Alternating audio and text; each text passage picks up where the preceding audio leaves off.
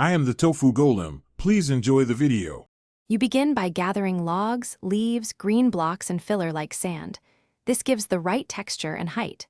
First, pick a 5x5 flat patch near water so the palm feels natural. Next, build a vertical trunk 3 to 4 logs tall centered in your marked spot. You want a slight lean later, so leave surrounding blocks free. This sets the scale. Once done, make sure your materials are within reach so you can sculpt the canopy without stopping. You now shape the trunk by pushing the top log 1 block sideways to create a curved, leaning silhouette. This makes the palm read as natural. Then, create 5 to 7 fronds by extending long leaf lines from the displaced top, angling them upward then down. Use slabs, stairs, or half leaves at the base of each frond to taper thickness and add depth. As you work, step back often to check the silhouette. Small asymmetry sells realism. You finish by adding coconuts under the fronds using brown blocks in clusters of 2 or 3. This creates focal interest.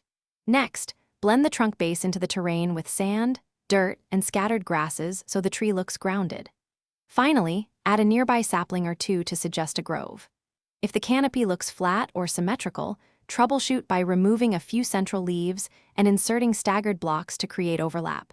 That small change restores natural depth and Thanks for watching. Consider subscribing if we helped you today.